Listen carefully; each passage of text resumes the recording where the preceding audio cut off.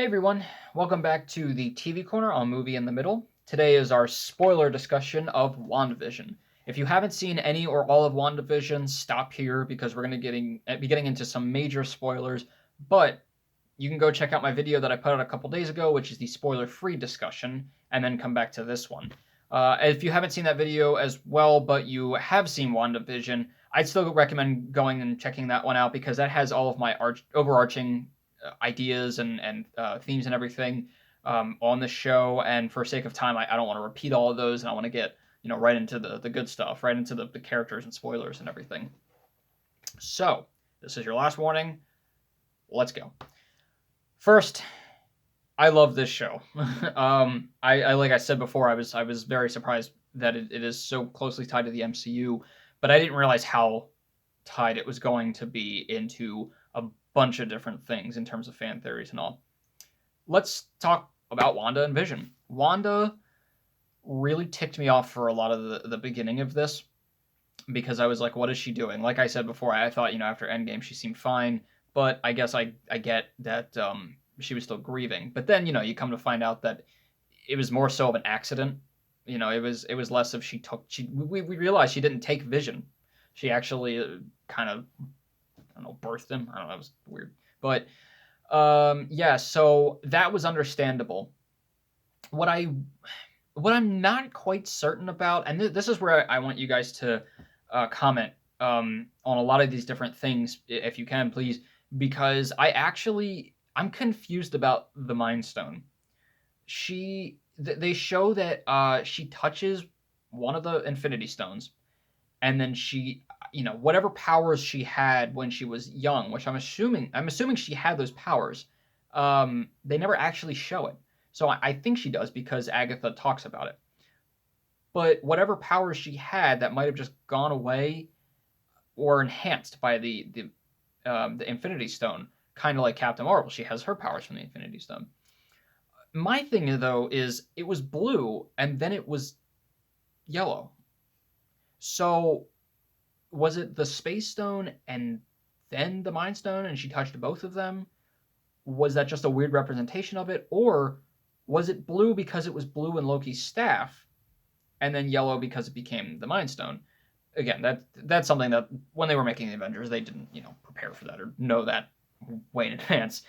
But if you have an answer to that, please put it down in the comments below because I'm a little confused on that. I understand that she does have Infinity Stone-esque powers. I just don't know which one. But it is interesting that she was able to kind of bring Vision back through that because he had the Mind Stone, so she has a little bit of the Mind Stone as well. So they are very connected in that respect, and I think that was cool that they really explained why they had such a connection. Because, in Civil War, it seems maybe a little random, but it really does explain why they have that connection between each other. Vision, like I said, he was very, very cool in this. I loved in, I think it was episode 4 when he starts to get, actually really pissed off. Or maybe it's episode 5. And he's, starts flying, and he's like, what is going on? I don't even know who I am.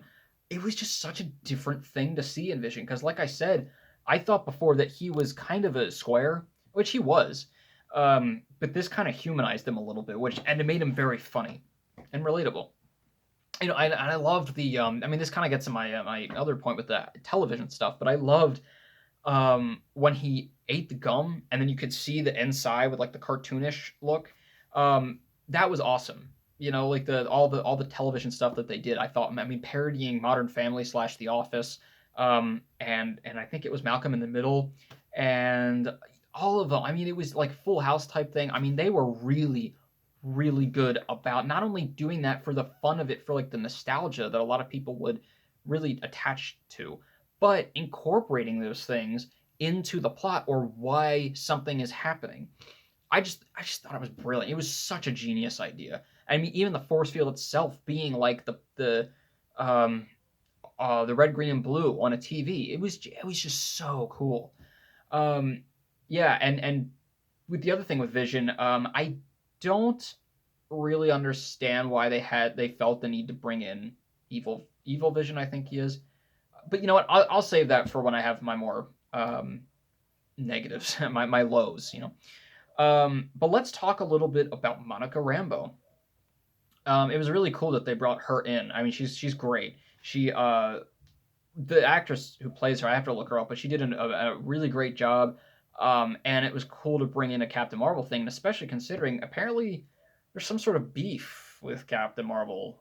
I don't know what's going on there, but I feel like we're going to find out in the sequel. So that brought up. I just liked how they brought up a couple things that they didn't resolve yet, but we know are going to be resolved. So that was really cool.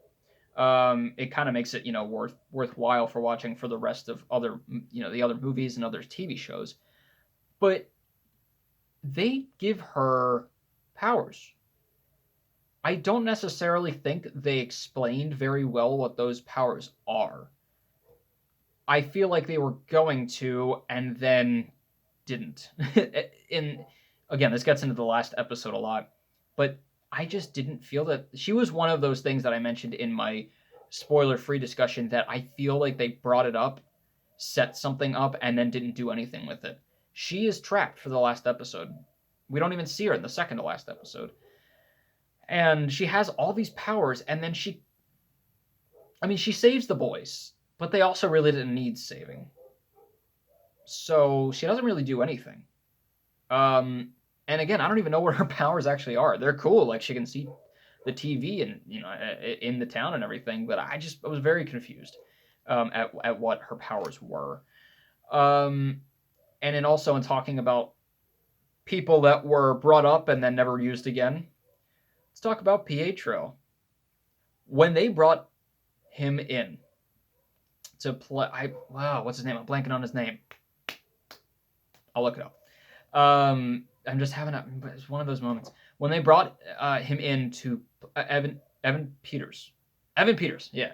When they brought him in to play this version of Pietro, this version of Quicksilver as Pietro Wanda's brother, I mean, every fan just like lost their fucking mind.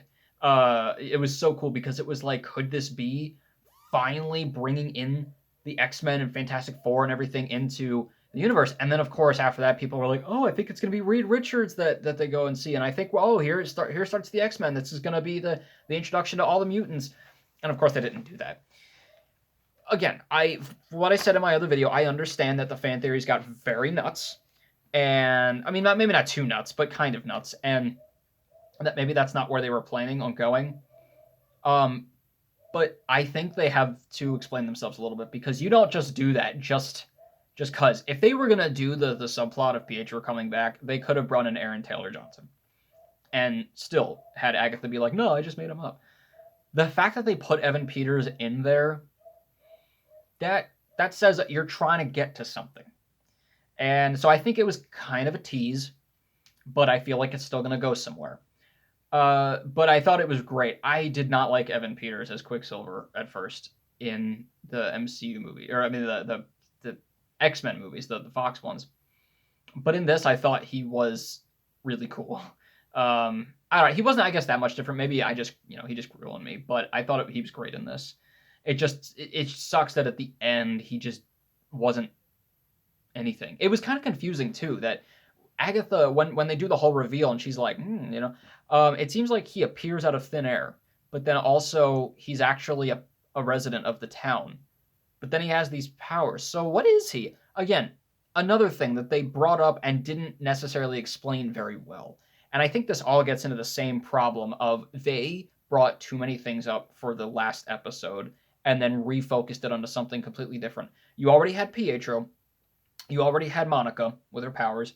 You already had Wanda and Vision and Hayward and everybody in Sword and this battle. And I really think it should have come down to Wanda.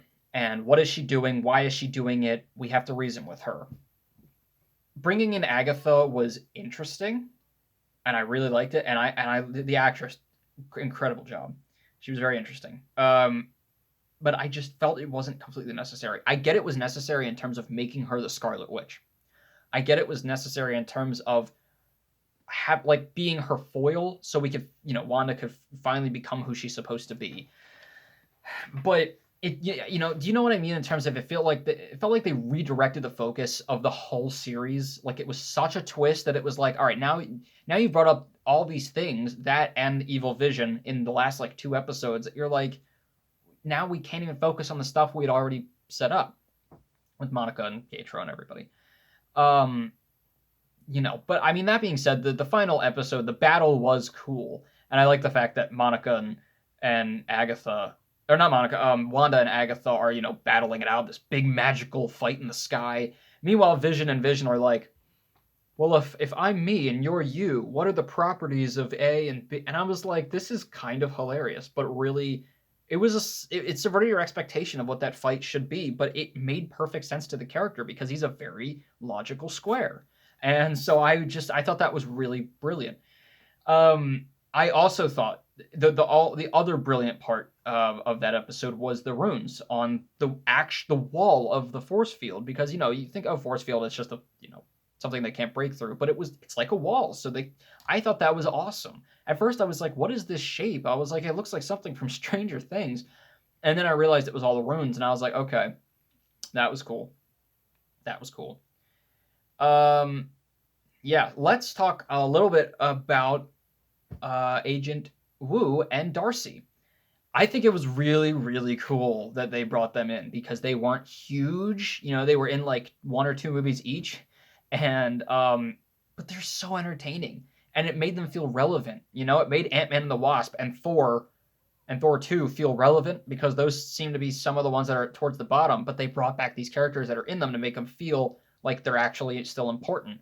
And I saw something that it goes to show that you can have a team of like smaller characters and it's still great. I mean, they were so entertaining. I loved them.